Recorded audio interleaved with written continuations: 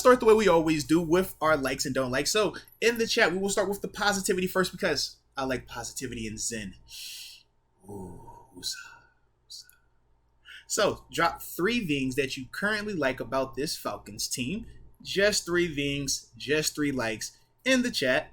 We'll drop ours, and after that, man, we'll spin the block and see what y'all had to say. So I'll go first, man, in terms of my first like. Sound good to you, man? Sure. So the first thing that I like about this Falcons team is that they have a very defined identity on offense. They want to run this rock. They're going to play out a big body personnel groupings, man. You see a lot of 12 personnel. You see some 21 personnel with the fullback out there. And at times, they even give you that, like, Baltimore Ravens look with the full house backfield, man.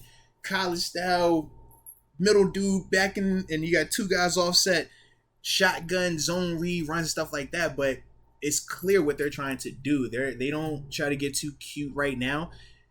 And it's been working for them. It's kept them in a lot of these games, kept a lot of these games close for them. And that's why they're, even I think it's a game behind Tampa. Yeah, they're 1 or 2 games behind Tampa, even for the NFC South right now in terms of the lead. But to me, when I look at them on tape offensively, I just think that they have a defined identity, and that really helps them out a lot. Yep, have the exact same thing. Their running attack. Not only the running backs, well, they have 3 of them. Mm-hmm. Patterson with 560 yards, 5 touchdowns. Algier with 552 yards, 4 touchdowns. Huntley has like 300 yards too. But also Marcus Mariota, you got to give him credit for what he's been able to do on the ground this year and keeping that offense afloat, because he really hasn't been able to get it done in the passing game, but he still has 421 yards and 4 touchdowns on the ground. Like, you combine all that together, they are a top 5 rushing offense in the league. And you're right. That is the definition of what they're going to be doing on offense and what we got to be looking to stop on defense. Yep. And you look at it, man, when teams try to not believe that they're going to play big boy bully ball and they try to come out there with that big nickel or that dime, man, they run that thing right down their throat until you actually commit. And that's the part that makes them good. And Mariota, man, he's doing a good job. He looks comfortable in the offense. Obviously, he has the familiarity with Arthur Smith, but it looks like it reminds me of watching Baltimore without Baltimore talent, without a Lamar Jackson. Like, if you take Lamar out of that offense, you put Mariota up there, it's like, this is kind of what I would anticipate it looking like. If you took away Mark Andrews, kind of how they lost Kyle Pitts, it's like, man, it kind of takes away from that. Now, I still feel like with them, like you said, they're still good at it, but it's just weird when you watch them. It still feels like they're missing something. But we'll get to that in a little bit too. All right, but the next thing that I do in general or in their running attack? No, in general, man, in general. Oh yeah, they're missing a lot. They're missing a lot. Yes, but that's what I was like. We'll get to that. But the second thing that I like about this team is Cordell Patterson. When you talk about Cordell, he's a big part of the running game in terms of why they're able to be good with that. But I also like the fact that Cordell, the way they use him, he makes their offense so much more versatile and multiple. They line up in 12 personnel or 21 personnel with him out there, and then he'll align as a wide receiver. They'll put 20 person or pony personnel, which is 20, right? 2 running backs and the rest of wide receivers. And instead of it being like legit 2 running backs out there, he's lining up in the slot. And that's how they'll create some of the mismatches with him, because he obviously is a former wide receiver. So they do certain things personnel-wise with Cordell that really helps him out. But then I also love the fact when you watch him as a return man, he's big time, like as good as advertised. One of them dudes that when you talk about Hall of Fame careers, we talk Devin Hester, but he's another guy. When you talk about from a special team standpoint, man, he's putting together some solid stuff, man. And that's the thing that I just really like about how versatile of a player he is. It's like, you don't just call him a running back. He's a football player. He's an athlete. He's like Josh Cribbs. Like when he was over in Cleveland, it's like, man, is Cribbs a receiver, a running back, a quarterback, return man? Nah, that's just Cribbs. Like, that's what he does. And when I look at Cordell Patterson, I feel, it's a lot of similarities like that. Okay, I don't have him officially on my list, but I agree with you. I kind of just wanted to include him in the whole running attack because that's the one thing he has become in Atlanta too, because you want to look at his receiving stats. They're a little bit down from what they were last year. He's becoming more of just like a really solid running back. Yep. So, I mean, you got to give him credit for that transformation he's had throughout his career. The thing I got is the team's fight and that they're in every game. Mm-hmm. Mm-hmm. Even They compete, though man. They compete. I look on their depth chart and I think their team sucks. I'm not even going to front on paper. I Uh just huh. look up and down. They're lacking a ton in terms of Mm-hmm. talent on both offense and defense. Yeah. But somehow, 9 of the 12 games they played are all one score. The other three, they And won one of legitimately them. had chances to win those one score games. Like Yeah, and craziness, some of them are bro. against good Yeah, teams. craziness. So they have fight in them. Every game is going to Yeah. be close. Like if you had to bet, literally, so 9 out of their 12 games are one Mm-hmm. score games. If you had to bet this Falcons Mm-hmm. Steelers game, One based score. off all of the Falcons Yep. matchups and how they play their games, Yep. this is going to be a close game. I hope it's not. I Mm-hmm. hope we blow them out. Yeah. But yeah, they just have a fight, even though I don't think their team's that good. This was Mm-hmm. supposed to be a rebuilding year for them. Mariota, he's kind of looked out as an outcast at this point in Mm-hmm. his NFL career. They're somehow still competitive, and as I mentioned earlier, they could be 6-6 right now. They could be 500. I No, don't know if that would absolutely be good. tied for the no. That would be the That leader would be of the lead. NFC Yeah. South right now Yeah, that would be the because the leader. Bucks Yep. are 5-7 too. It's just that they have Mm-hmm. like a half game lead. Correct. It's just crazy to me. I can't believe this could be like a 500 team and be the leaders of the NFC South, but they do have fight to them, even though they lack talent, they lack personnel. They're in every game, so you got to give them credit. Yeah, you're absolutely right, man. You're absolutely right. Now, my third thing piggybacks a little bit on that. You said more so the fight. I put fundamentally sound. And this is the thing, man. They aren't talented.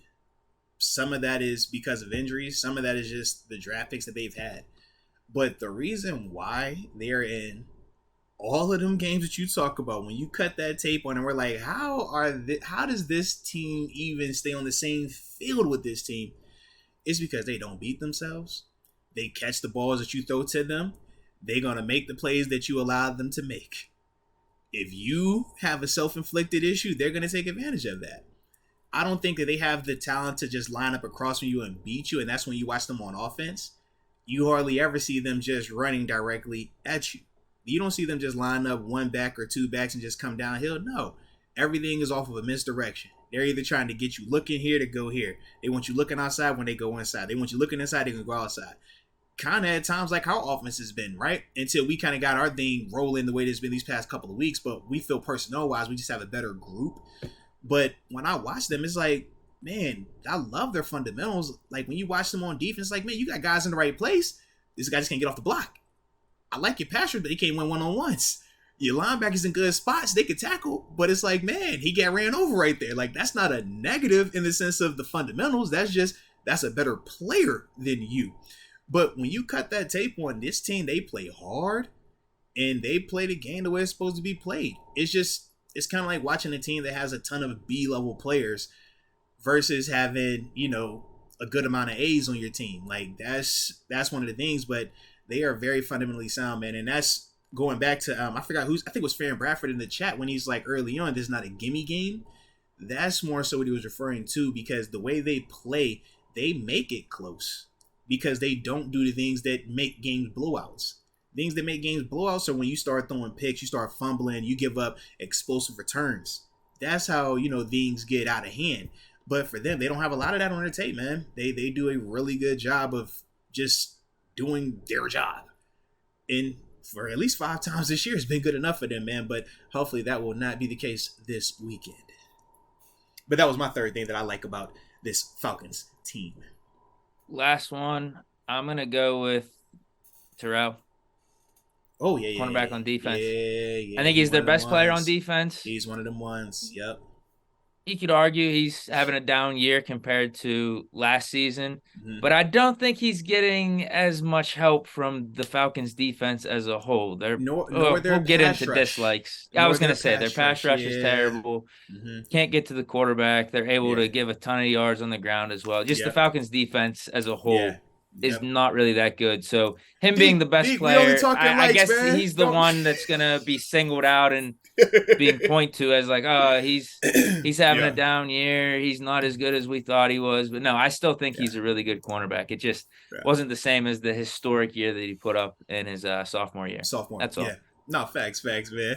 No, you're absolutely right, man. And AJ was definitely one of the ones that I did want to include, man, because he is still very, very talented. The athletic ability, man, the ranginess, ball skills.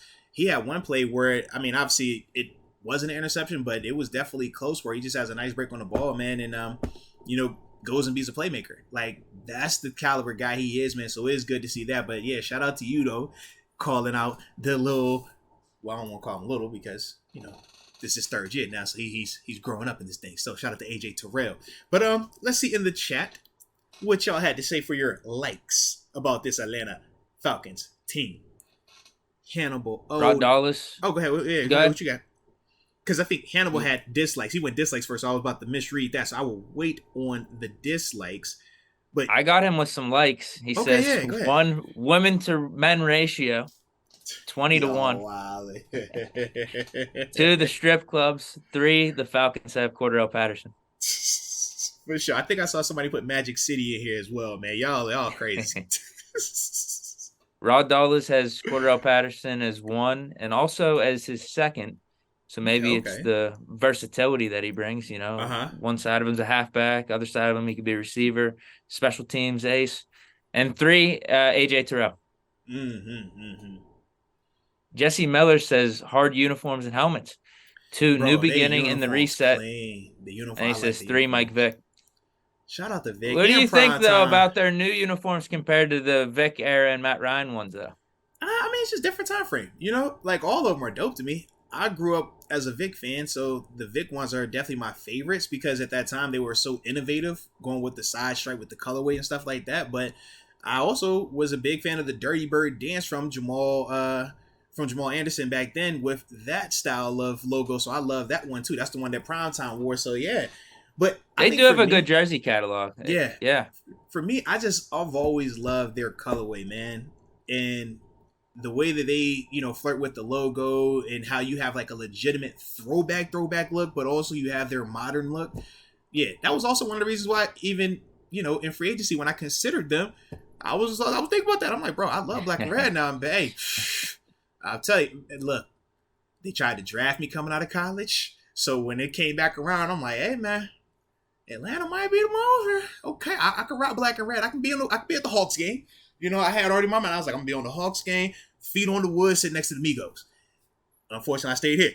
Unfortunately, it was a great decision, and it was awesome, but that's why I don't get to wear black and red as often, and I never got to sit next to the Migos on the floor at the Hawks game. But it's all good. It's all good. Yeah. Mike Hood likes for Atlanta. He says, 1, the rushing attack. 2, their backers are solid, and 3, their helmets. Thanks, yo. The uniforms are clean, bro. The uniforms are clean, man. We got Havoc Pleasant saying Patterson, Drake London, and Pitts. For sure. Well, obviously the thing with Pitts, won't see him because of the knee. Drake London has been interesting to me though, man. Have you thought of him this season, bro? Uneventful. When you said I was like, yep, say no more. I feel like it's more about the offense, though. It is. Because everything we talked about in our first was the Falcons' rushing attack. They are committed to rushing the ball. Man. And you have Marcus Mariota as a quarterback. Yeah. Even going back to whenever he was the starter with the Titans, those receivers were not putting up stats at all. It's just, I think, what you get whenever you have Marcus Mariota as your quarterback. Yeah, the offense under Mariota is designed to run the ball and throw play-action deep overs. That's the offense. They're going to throw the deep over. They're going to throw a deep comeback, a deep out, but everything is predicated off of the run game. Kyle Pitts was their explosive guy, the guy that could get you the mismatch and really take the top off, but they don't even have that right now, and it shows. It definitely shows. You got any? No, that was it for what I was saying, because Stan Clair was also said prime time, Deion Sanders and Michael Vick. Stan Clair.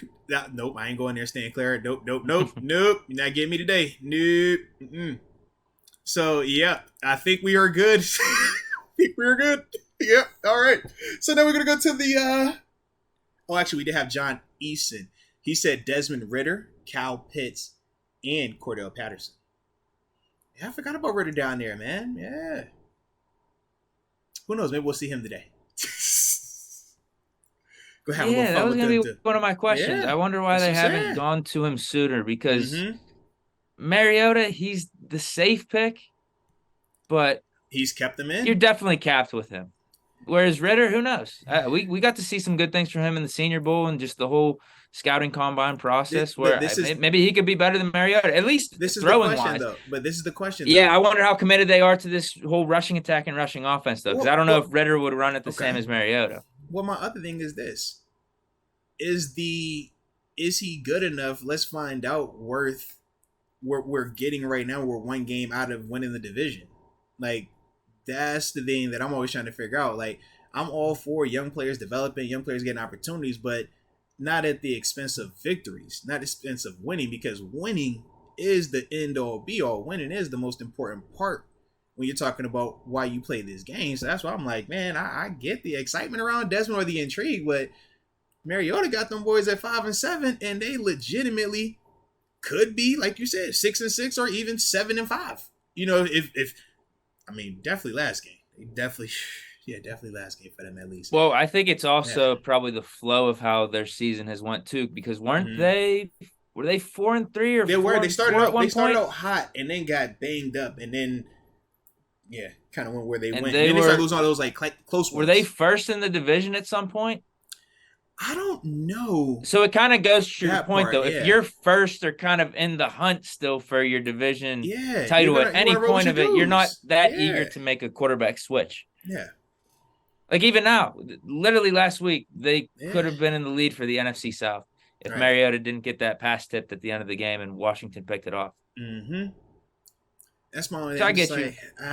I would be intrigued with Ritter, though. I don't know if they're eager to make that switch. I definitely get the intrigue, and if it was coming out of camp and he beat him out, I think that's different. But right now, this is the scenario that we talked about with Trubisky. We said if Mitch was going to have us in contention or where we're like right there, it's like, nah, you would roll with it. It didn't work out like that for us at the time. We made our move a little bit earlier, but for Atlanta, man, you can see where they're at. It's like, man, I'm not. Mariota's probably benefited with the Bucs sucking though too, because 5-7 is not like that good of a record. Bro, it's still 5-7. That's all I'm saying. Like, but if the Bucs were what we thought they were going to be heading into the season, they would probably be 8-3 or 7-4 right now, and the Falcons would be out of playoff contention. But everybody, when you're coming into the season, optimism is through the roof. It was plenty of people that were very high on the Carolina Panthers coming into the season, right? Top-notch defense or a really good defense. You got Baker Mayfield, and you're supposed to be healthy and all this other stuff. People were excited about them. That's all. But at the end of the day, the results are what they are right now. And that's why it's like, man, I'm not saying you build around Mariota long term, but yeah, I'm going to see what this look like, at least for these next 4-5 weeks until it's completely over. I need to at least see this a little bit more, man, because he's been producing. Yeah, it looks like by week 8 they were 4-4. Yeah. So that was probably being the leader in the NFC South. Yeah. And they lost their next 2. They end up beating Chicago, get to 5-6. So yeah, rolling with Mariota. But hopefully that'll be a benefit for us, and I do feel like it will be. Just throwing that out there also. I agree. Right. we have, from what I remember, it might only be one game we played against Mariota. Was it that was the Thursday 50? night game? Yeah, when they put up 50? Yeah. We played another game against him. I can't recall. We've had some pretty good success against him. Yeah, Mariota's just not one of them guys that, coordinators I feel like got to stay up late at night over. That's like, he's a good player. Don't get into it. He's still a good player, but it's just different. So now it's more about their scheme than him. Yes, very true. All right, so now we're going to transition and talk a little bit about the don't likes. What we don't like about this Atlanta Falcons team. So drop in the chat 3 things that you do not like about this Atlanta Falcons team. And yes, he only played one game against us. And that's all we needed to see. Yep, it was that Thursday night game. 4 interceptions. Mm-hmm. Seen enough. It was perfect. In fact, that was one where Vince got a pick, right? I can't remember. I know he picked off Cam Newton. It was Cam Newton. You're right. He had the Cam one. No, I don't know. We were both in Keller Rush jerseys for both the games. Yeah. Oh, man. I don't know then. You might be right. I might mix them up. Oh. Yeah. I don't remember who the 4 picks are. I don't know. Because the Mariota one, was that the one where Pouncey? No. That wasn't Pouncey and DeCastro jumping on Eric Reed that game, was it? I can't remember. I don't remember. It was one of the two, but You you're were there. definitely right. They were both You were covered. blacked out. Oh, you're. Were you still locked in? No. You know what? I do remember it now. You're right, because the first one, the Mariota one, I played in that game. We definitely whooped. I don't know who got the. I think Blake. I think him, Ross Cocker. I feel like both of them might have had one in that game, bro. Yeah. I know what game you're talking about now. Because my dog Norris Cersei was playing on the other side, man. Shout out to my homie, man. They that had was the our baby first time. blues on. Yeah, because that was our first time linking up. Because I actually have his jersey from that game. Yeah, dude. Yeah, okay. Because the next one was when Vince had the pick six. That was 18 because I was in AZ then. So yeah, we did get Mariota. That was definitely the Mariota one. Okay, yeah. We like him a lot then. We're good. Oh yeah, we're good. If he had 4 picks with that defense that year, oh baby. Hey, Deke, listen. Defense in the Killer Bees era was not the defense that you see in today's Steelers, okay? So for a guy to have 4 interceptions against that defense back then, baby, just know. He gonna have a lot stiffer competition out here this week, man. So I'm excited for that. But let's talk about what we don't like. First thing I don't like, we both kind of alluded to it. They have good, but not really great players. Or not enough great players. Grady Jarrett, I like him a lot. Do I like him over Cam Hayward, though? Nah. AJ Terrell, I think he's really, really good, but he's still young. And we're seeing if, he's more of a year 2 guy or year 1 guy. Now, he is shown to be a lot more of a year 2 guy, so I will throw that out there. But after that, we're starting to search. We're like, man, who are the other elite tier? Troy Anderson. We liked him a lot coming out of Montana, but he's a young player. He's still learning to play linebacker. Remember, he transitioned to linebacker over at while he was in college at Montana. Then from there on offense, banged up. Kyle Pitts, that would be one of your elite scary talents, but he's not available to you. Oh, they haven't even been using him that much either. Yeah. Matt Ryan, he had more success with Matt Ryan a year ago than he did this year before he got hurt. Yeah. But then it's like, you look at the backfield, and it's like, I really enjoy watching Cordell Patterson play, but at the same time, is Cordero the same level of scary as like when I watch a Saquon Barkley? You know what I mean? Is he the same level of scary as like when I watch a Christian McCaffrey? It's like he's still a really good player, but is it to that level in terms of scary with the ball in his hands? Now, he's been doing some good stuff down there, but it just seems like I said, like they're just missing something.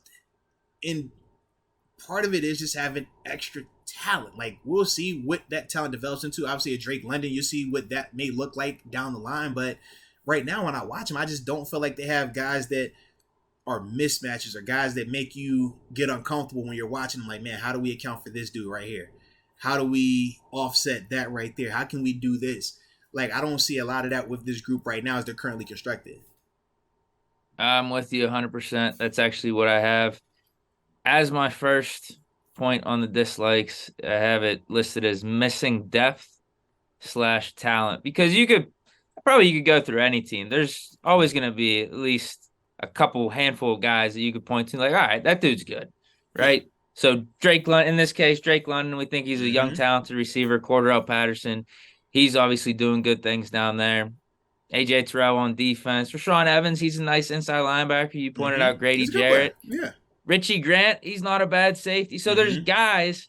They got but good players. After them, well, I guess here's the problem too. Like, even the top guys we're talking about, we're just saying like, yeah, they're good. There's no one that we say like, oh shit, that's TJ Watt. Oh damn, that's Minka Fitzpatrick. Or like whenever we had Ben and AB, oh shit, like they got the killer bees. They don't have any of those dudes. Maybe Kyle Pitts, but they weren't utilizing him at all. They weren't. So then after that, you like the depth. After Drake London, Zacchaeus. Demir Beard? They don't have Calvin Ridley anymore. They traded him with Jaguar. I mean, he was out this year anyway with the suspension. But you catch the drift. I'm just like, bro, like, I don't. Mariota's your starting quarterback. There's a reason he's been a free agent over these last like 3 years. Once again, Mariota, a good player, but he ain't gonna keep you up at night like that. So it's not, like I said, it's not disrespectful, but that is context, man. And that's part of the reason why they are record-wise where they are as well, man. What do you got for 2? So at that number 2 spot, though, for me, man, I said they're not very explosive on offense. Part of that, like you talked about, is the design of it. But I don't know, man. I just think it's hard to win without, or it's hard to be a successful offense without having something to back those defenders about that box, so to speak. Kind of like what we ran into at times last year, right? When we say, man, we just need to open it up a little bit more. We need to just be able to stretch the field more consistently to just give a more favorable box. When I watch Atlanta, I'm just like, man, everything is based off of this rushing attack. And when it's on, man, it's really tough to defend because you have to be so disciplined. It's like when you play Baltimore. It's that one-off approach. Now, they don't run it to the same level of efficiency, nor do they run it to the same level of the amount of the zone runs, right? Or zone read runs. But they run a lot of it, or a good enough amount of it, that if you're not very comfortable playing it and defending it, it could have an effect, a negative effect on you. But versus us, I don't see us having that type of issue because we see this type of stuff twice a year with Baltimore, with Lamar Jackson, where it's a lot more scary. Version. It's way more explosive. Like Lamar, man, it's night and day when Lamar pull that ball versus when Mariota pulls that ball. It's night and day watching Baltimore when they want to throw that rock versus when Atlanta wants to throw that rock. And it's just hard to like not acknowledge that. I just think that really hinders them, and it hinders how productive they can be. But at the same time, their approach, it works. That's why they are 5-7. It does work. It works enough to keep them in game, keep them competitive. It's good enough where you're going to allow that team to make the mistake. If you don't make the mistake, you'll beat them every time. But if you make the mistake, they're good enough with this type of offense, with this type of team, this type of approach, that they'll win. And that's how they've been doing it. It's the ugliest, most stank way. It's like, bro, why you got to come out here and play this? Oh, it's like, what? You go to the court and the dude got the high white socks pulled up, the headband, and it's like, oh, you wanted him with knee pads on. He ready to play defense? I'm like, bro, we just trying to vibe all here.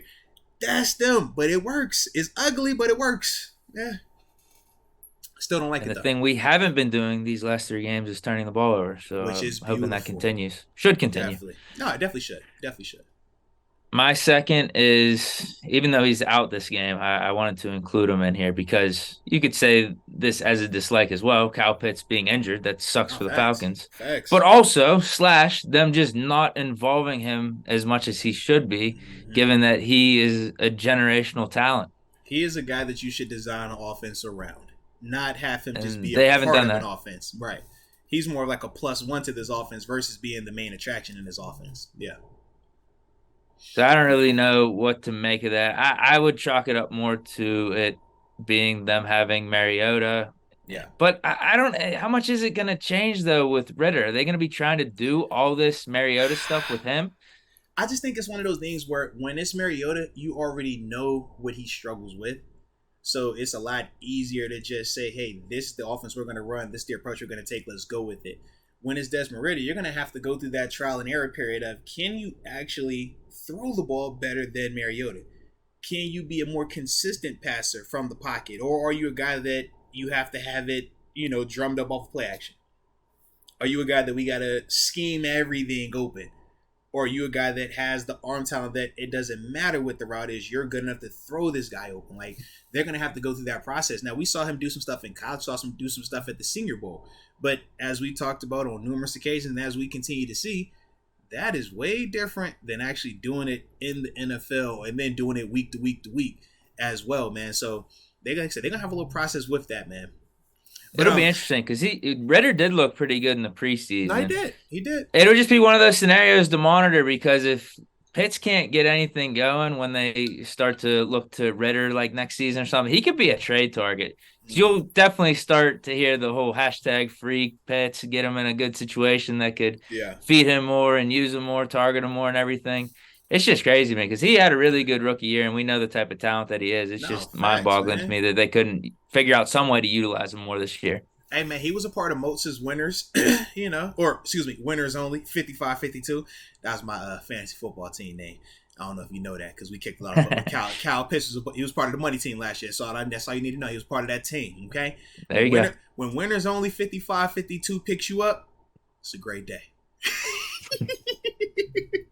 All right, so my final my final dislike that I have for this Atlanta Falcons team, I'm gonna do a 2-part then. Since you brought up the fact there's no Kyle Pitts, And part of that is because of the offense. I'm going to bring up the fact that Takeoff is no longer here with us because of, him passing away. So I'm still sad about that because I'm a big Migos guy. Along with the fact that their pass rush is barf. Not a fan of it. Not a fan of the pass rush, man. Grady Jarrett, I like him a lot, especially in his one-on-ones. I think that, obviously he's the team leader in sacks, 5.5 of those things, and he's a really good player. I think at times too, man, because of his counterparts when it's pass, he doesn't play as disciplined because when you the only guy that can get off like that, sometimes you got to do all that extra stuff. And it does compromise them at times, but I do like him a lot. I think that, he could be, like I said, if it was a bunch of Grady Jarrett's, I think their pass rush should be really, really good. But unfortunately, it's not. And he plays the interior D-line part where it is a lot harder to take over and have the impact that you would get from an outside linebacker. Like if it was just a TJ Watt, you could survive because of the position. It's a lot easier for him to have major impact on the game. But because he's an interior D lineman, it's a lot more challenging for him there. But yeah, their pass rush to me is not good enough, man. Quarterbacks have a ton of time. And you know how this league goes, man. When your quarterback got time, everybody look good when they got time, baby. Everybody look good when they got time.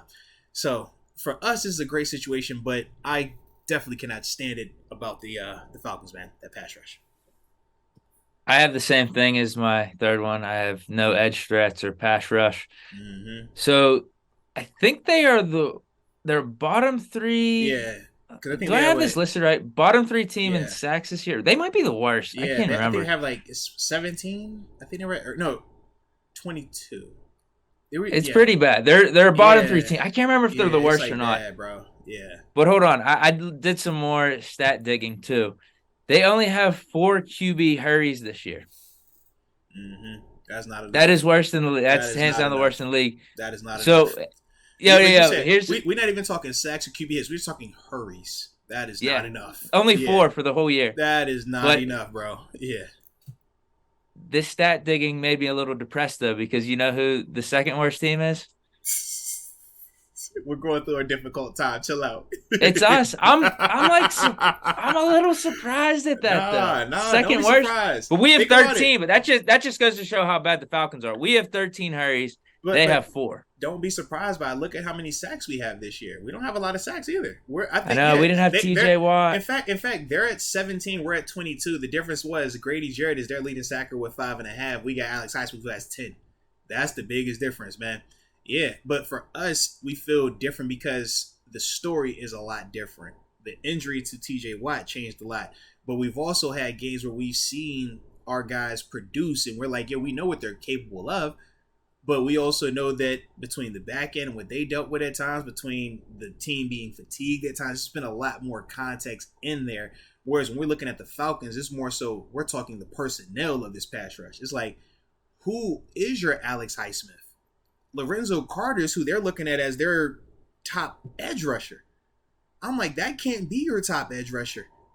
It's not a shot at him because obviously he started in New York as well with the Giants. But you see the difference of productivity when we're looking at what Highsmith is doing right now versus what Lorenzo Carter is doing, and that's supposed to be their best guy. Whereas we look at Highsmith as you're holding it down because TJ is getting back. Whereas when we feel like TJ is on, we know what that freak can do. So yeah, it's pass rush, bro. It's not a good situation. I think you could also add to that and just say their defense as a whole because they're not good at stopping the run either. Yeah. They're pretty bad in the passing game. Quarterbacks, dudes can light them up there. They could have a field day, but also you could run on them too. They just don't really have that good of a defense. Yeah.